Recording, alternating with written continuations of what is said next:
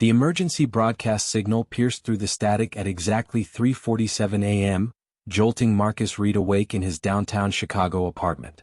His hand instinctively reached for his phone, but the screen remained black despite his repeated attempts to power it on. Through his 14th-floor window, the city that never slept lay eerily dark, with only scattered fires illuminating the skyline like dying stars. Marcus pressed his face against the cold glass, his breath fogging the surface as he tried to make sense of the chaos unfolding below. Cars sat abandoned in the middle of intersections, their doors hanging open like broken wings. Papers swirled through the empty streets in a haunting dance, and somewhere in the distance, a car alarm wailed its lonely song into the void. The emergency signal continued its monotonous loop, instructing citizens to remain indoors, secure all entry points, and await further instructions. But it was the final warning that sent ice through Marcus's veins. Do not attempt to help those who exhibit symptoms. Do not engage. Do not open your doors. He had fallen asleep watching a late-night basketball game, completely unaware that the world was collapsing around him. Now, as he moved through his apartment in the darkness, he could hear sounds that didn't belong to the city he knew. Guttural moans echoed up from the streets, punctuated by screams that cut off too abruptly. His neighbor's door slammed somewhere down the hallway, followed by frantic footsteps and desperate pounding on other doors. Marcus grabbed the baseball bat he kept by his bedroom closet, a relic from his college days, and approached his front door with careful steps. Across town in the suburb of Riverside, Detective Jennifer Walsh sat in her patrol car, hands trembling on the steering wheel as she watched her partner of 6 years stumble toward her with jerking, unnatural movements. Tom Rodriguez had been fined 30 minutes ago when they had responded to a disturbance call at the local hospital. They had arrived to find the emergency room in complete pandemonium, with patients and staff running in all directions, screaming about attacks and bites. Tom had gone inside to establish control while Jennifer called for backup that never came. When he emerged 15 minutes later, he wasn't the same man. His uniform was torn and bloodied, his skin had taken on a grayish pallor, and his eyes held no recognition of their 12 years of friendship. Jennifer's training screamed at her to assess and assist, but every instinct told her to run. She watched through her windshield as Tom's mouth opened and closed soundlessly, dark fluid dripping from his lips. His movements were wrong, like a puppet with tangled strings, and as he got closer she could see the massive wound on his neck, the flesh torn away to expose muscle and bone beneath. Her radio crackled with fragmentary transmissions from other units, all reporting similar incidents across the city. Words like infected, bites, and hostile mixed with static and screams. Jennifer made a decision that would haunt her for the rest of her life. She put the car in reverse and left Tom standing in the parking lot, his arms reaching toward her as she fled. In a fortified bunker beneath the Centers for Disease Control in Atlanta, Dr. Robert Hayes stared at the microscope with growing horror. The pathogen made no sense according to any conventional understanding of biology. It reanimated dead tissue, drove the infected into violent rage, and spread with terrifying efficiency through bodily fluids. His team had been tracking the initial outbreak for only 18 hours, but already the infection had spread to 43 states. The first cases appeared simultaneously in major cities across the country, suggesting coordination that seemed impossible for a natural outbreak. Dr. Hayes pulled away from the microscope and looked at his exhausted team. His assistant, Michelle Torres, was mapping the spread patterns on a digital display that showed the entire country bleeding red. Their security chief, James Patterson, stood by the sealed doors with increasing anxiety etched across his face. The bunker's communication systems flickered and died, cutting them off from the outside world. In that moment of sudden silence, they all understood the same terrible truth: containment had failed. The world as they knew it had ended while they watched through microscopes and satellites, powerless to stop it. Now, survival was the only mission that mattered, and even that seemed like an impossible dream as the backup generators hummed their ominous song through the underground facility. Marcus Reed's decision to leave his apartment came when the screaming in the hallway stopped, replaced by wet, shuffling sounds and the methodical scratch of fingernails against wood.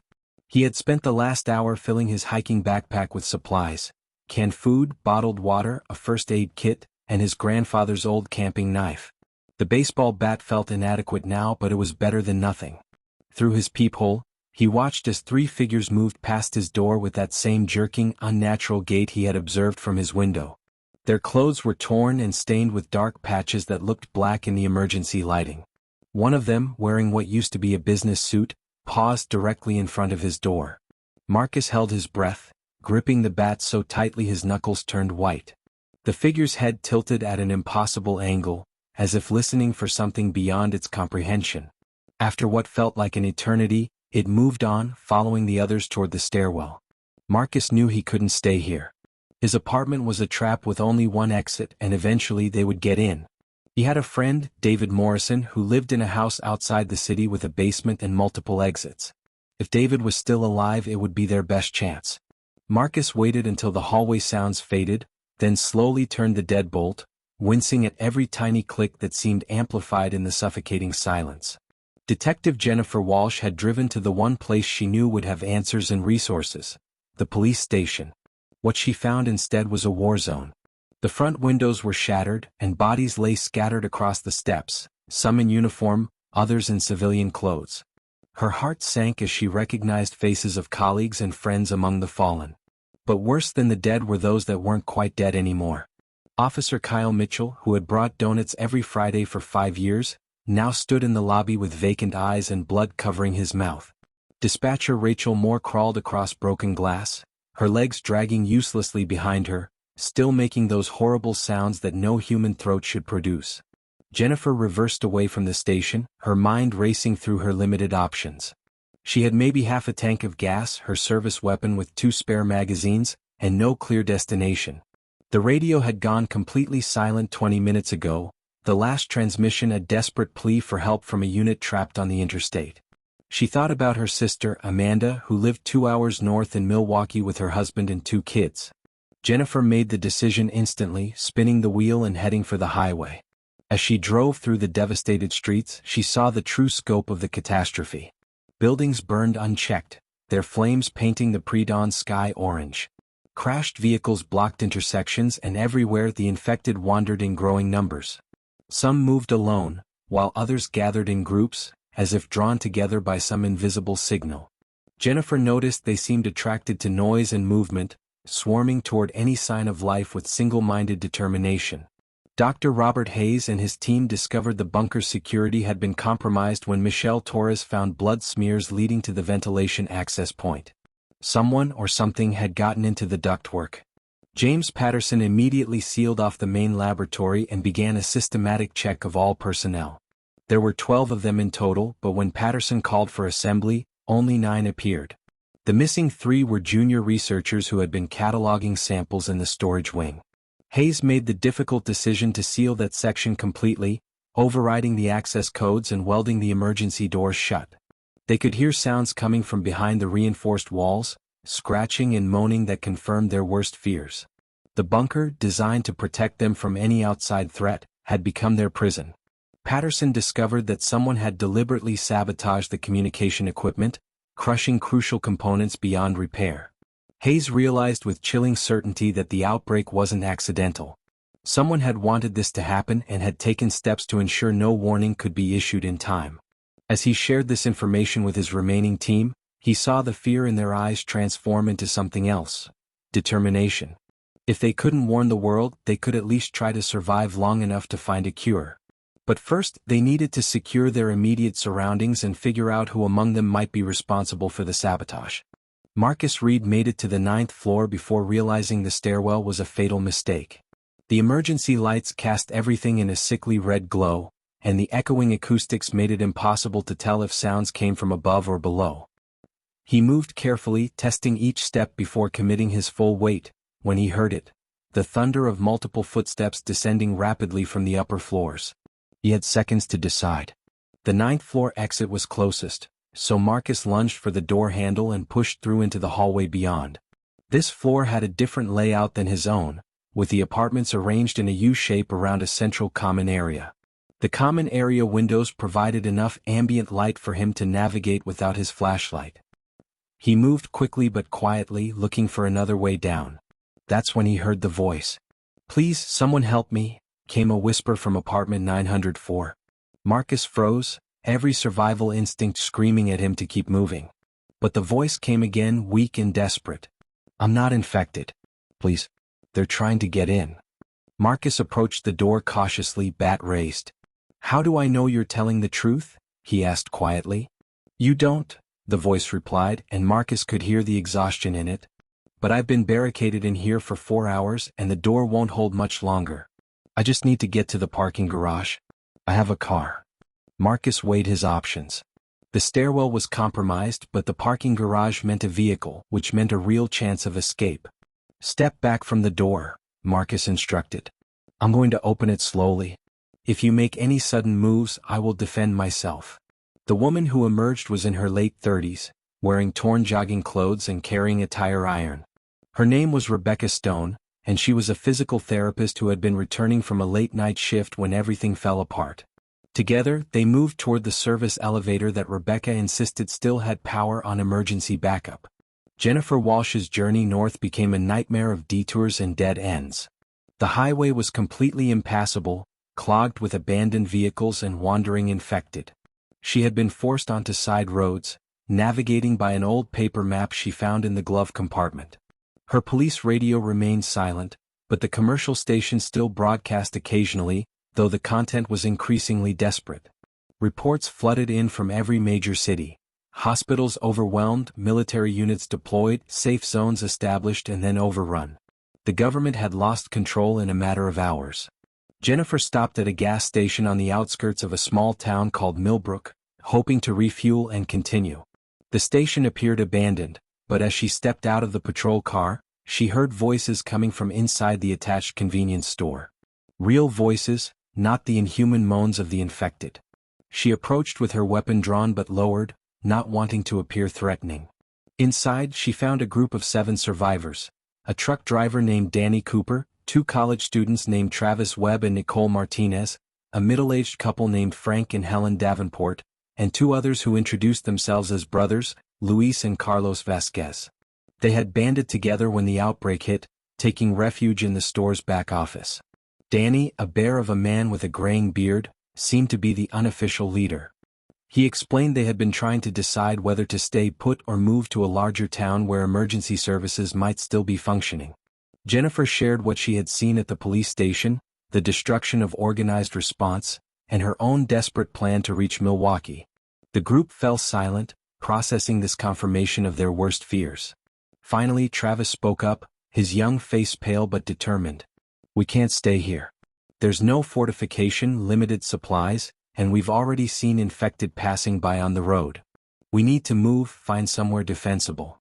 The others nodded slowly, and Jennifer found herself becoming part of a group she had met only minutes before. Dr. Hayes had identified the saboteur through simple deduction and careful observation. Dr. Andrew Sullivan, a virologist who had joined the team 6 months earlier, had been acting increasingly nervous since the lockdown began. When Patterson confronted him directly, Sullivan broke down and confessed everything. He had been recruited by a fringe organization that believed humanity needed a reset, that overpopulation and environmental destruction had doomed the species to a slow death. They had offered him money and a guaranteed place in a secured compound in exchange for his assistance in spreading the pathogen and ensuring the CDC couldn't respond effectively. Sullivan claimed he hadn't understood the true horror of what he was unleashing, that he had been told the virus would simply reduce the population, not create the monsters now roaming the surface. Hayes felt nothing but contempt for the man's excuses, but he needed information. Sullivan revealed the location of the organization's compound in rural Montana, a facility supposedly stocked for long-term survival. More importantly, he provided access codes to a secondary communication system he had been instructed to monitor. Hayes immediately tasked Michelle with attempting to reach any other surviving CDC installations or military command structures.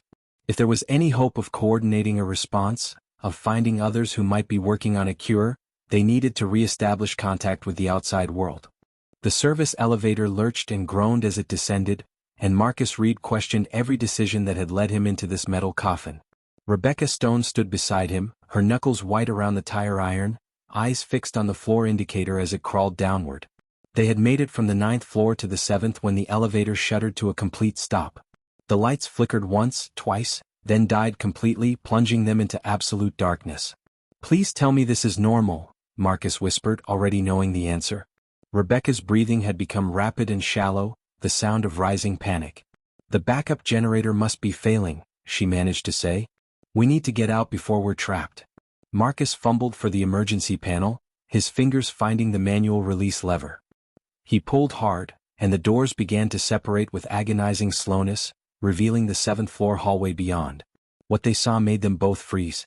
The hallway was packed with infected, at least 20 of them, all turning in unison toward the sound of the opening doors. For a heartbeat, nobody moved. Then Rebecca acted on pure instinct, slamming the close button repeatedly while Marcus threw his weight against the manual lever, forcing it back into position. The doors slid shut just as the first infected reached them, hands slapping against the metal with wet thuds. The elevator remained stuck, and now the infected knew exactly where they were. The roof access, Rebecca said suddenly. We go up, cross to the adjacent building and use their stairwell. Marcus wanted to argue, to point out the dozens of ways this plan could fail, but the elevator began to shake as the infected outside pounded against it with increasing fury.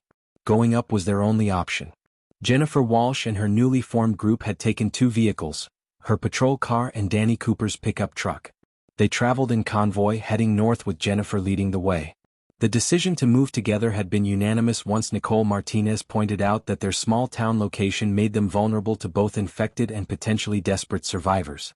Safety in numbers was an old cliché, but it was all they had. The sun had finally risen, revealing the full extent of the devastation in harsh daylight. Smoke columns rose from every direction, and the commercial radio stations had stopped broadcasting entirely, replaced by automated emergency signals. They had been driving for an hour when they encountered the roadblock. A military checkpoint had been established across the highway, complete with concrete barriers and abandoned armored vehicles. No soldiers remained, but signs of a fierce battle were everywhere. Spent shell casings littered the ground and the barriers were scorched from fire. Should we check for supplies?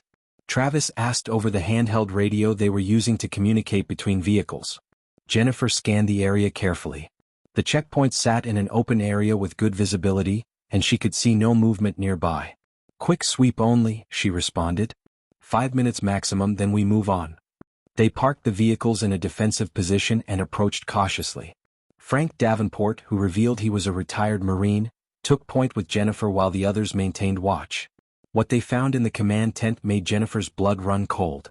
Maps covered a folding table, marked with red zones that encompassed virtually every major population center. Handwritten notes indicated that the infection had spread far faster than any computer model had predicted, overwhelming planned containment measures in the first 6 hours. A status board showed unit designations crossed out one by one as they went dark. The last entry, timestamped just 4 hours ago, was a single word: evacuate. Frank picked up a military radio and tried several frequencies, but received only static in response. They pulled everyone back, he said grimly. This is it. No rescue coming, no government response. We're on our own. Dr. Hayes finally established contact with the outside world through Sullivan's hidden communication system, but what he heard offered little hope. The voice on the other end belonged to Colonel Patricia Armstrong, commander of what remained of the military's Emergency Response Coordination Center. She was operating from NORAD's Cheyenne Mountain Complex in Colorado, one of the few hardened facilities still maintaining organized operations. Armstrong explained that the Joint Chiefs were implementing something called Protocol Blackout, a complete withdrawal of all military forces to designated fortress locations where they could regroup and plan a counteroffensive. Civilian populations were being abandoned to their fate. We're losing entire cities every hour, Armstrong said, her voice heavy with exhaustion and grief. We had to make impossible choices. Save everyone and lose everything, or save what we can and hope to rebuild. Hayes felt rage building in his chest. There are millions of people out there who deserve protection, who deserve a chance. Armstrong's laugh was bitter. Doctor, there were millions of people. Past tense. Current estimates suggest 70% infection rate in urban areas, with projections reaching 90% within 48 hours. We're not fighting for victory anymore. We're fighting for species survival. She paused, then continued. But if your team can work on a cure or vaccine, we can provide extraction. Cheyenne Mountain has laboratory facilities and security. It might be your only chance. Hayes looked at his team, seeing the same mixture of horror and determination reflected in their faces. They had a choice to make and the clock was ticking. Marcus and Rebecca forced the elevator doors open at the 13th floor, climbing through just as the infected below found the maintenance shaft. The sound of their pursuit echoed up through the darkness, a chorus of inhuman hunger that drove Marcus and Rebecca into a sprint. The roof access was through a maintenance door at the end of the hallway, secured with a padlock that Rebecca attacked with her tire iron while Marcus watched their backs. The lock gave way on the fourth strike, and they burst onto the roof into the cold morning air. The view took Marcus's breath away, not from beauty but from horror. Chicago was dying. Fires burned unchecked across the skyline, and even from 14 stories up, they could hear the sounds of destruction. Car alarms, distant screams, and the ever-present moaning of the infected. Rebecca pointed to the adjacent building, separated by a gap of roughly 8 feet. A maintenance walkway had once connected the structures, but only the support brackets remained. "We have to jump," she said, and Marcus noticed she wasn't asking. The roof access door behind them shuddered as the infected reached it, fists pounding against the metal. Marcus backed up 20 feet, got a running start and leaped. For a terrifying moment he hung suspended above the alley far below, then his feet hit the opposite roof and he tucked into a roll. Rebecca followed seconds later, landing hard but safely. They pulled a ventilation unit across the gap, not much of a barrier but perhaps enough to discourage pursuit. The building they had entered was an office complex, and blessedly the stairwell was clear. Jennifer's group made a critical discovery at the military checkpoint, a cache of supplies in one of the armored vehicles including weapons, ammunition, medical supplies and MREs. More importantly, they found a working military tablet computer with detailed maps of designated safe zones and evacuation routes. Frank Davenport studied the information intently, his military experience showing as he cross-referenced locations with their current position. "There's a National Guard armory 40 miles northeast," he announced. According to this, it was being fortified as a civilian gathering point. If people followed evacuation procedures, there might be a sizable group of survivors there. Luis Vasquez, the older of the two brothers, raised a valid concern. Or it could be completely overrun. "We've seen what happens when too many people gather in one place. The hospital, the police station, this checkpoint. They all failed." The group fell into debate, voices rising as fear and stress took their toll. Danny Cooper finally ended it by pointing out the obvious. They needed to find a secure location before nightfall, which was still hours away, giving them time to approach the armory cautiously and assess the situation before committing. Helen Davenport, who had been quiet until now, made another observation. "We also need to think long-term. Food, water, medical supplies. We can't just keep running forever. Eventually, we need to find somewhere to make a stand." Jennifer knew she was right. They loaded the supplies into both vehicles and prepared to move out when Nicole spotted movement on the tree line, about 300 yards distant. Through binoculars taken from the military supplies, Jennifer counted at least 50 infected, moving together in a loose pack heading directly toward the checkpoint. They were out of time. Dr. Hayes presented Armstrong's extraction offer to his team, expecting immediate acceptance. Instead, he found resistance from an unexpected source. Michelle Torres argued passionately that leaving the bunker meant abandoning years of research and critical equipment that couldn't be replaced. "Cheyenne Mountain might have basic facilities," she said, "but they won't have our genomic sequencers, our synthesis equipment, or our sample libraries. If we're going to find a cure, we need these resources." James Patterson countered that resources meant nothing if they were dead, and the bunker was compromised. The debate raged until Dr. Hayes made an executive decision.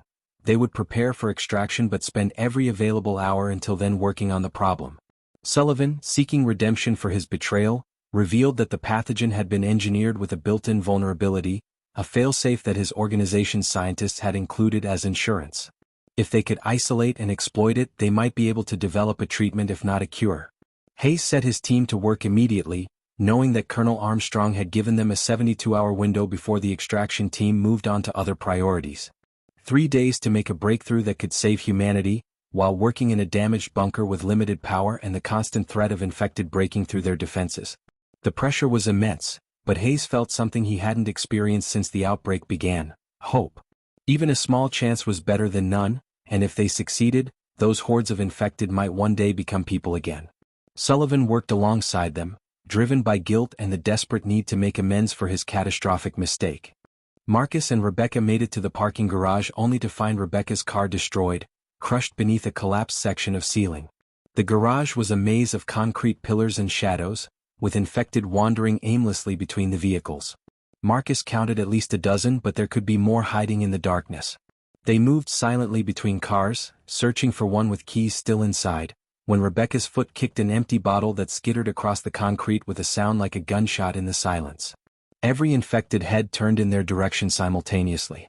Marcus grabbed Rebecca's hand and they ran, weaving between vehicles as the infected gave chase with terrifying speed. They found salvation in a maintenance closet, slamming the door shut and bracing it with their bodies as the infected threw themselves against it.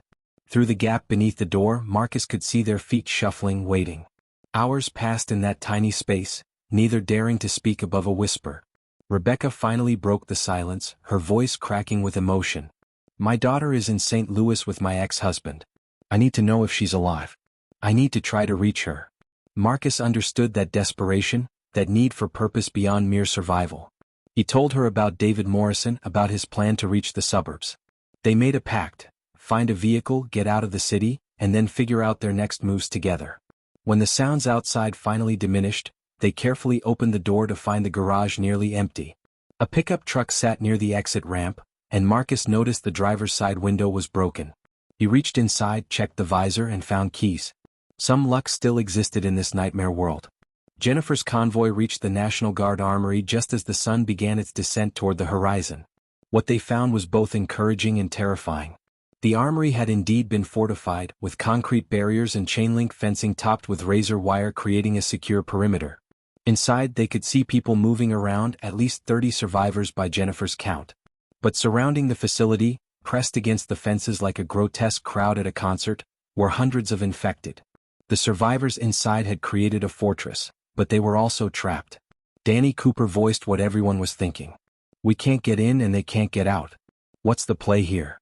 Travis Webb, who had been studying the facility through binoculars, pointed out a loading dock on the east side that appeared less crowded with infected.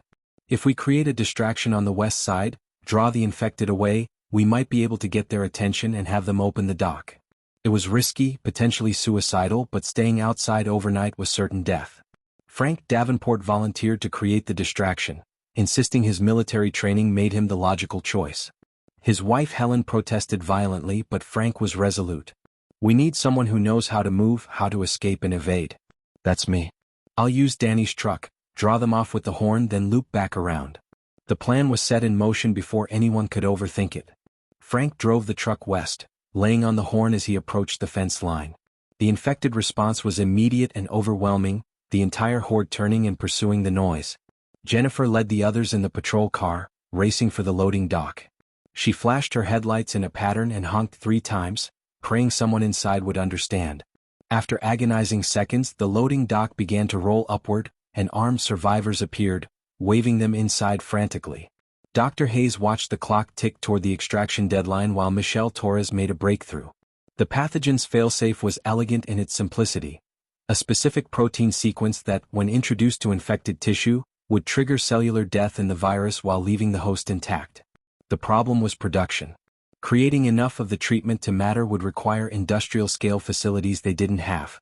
Sullivan suggested they focus on creating a working sample and complete documentation that could be reproduced at Cheyenne Mountain or other facilities. It wasn't the miracle cure Hayes had hoped for, but it was something tangible, something that could give humanity a fighting chance.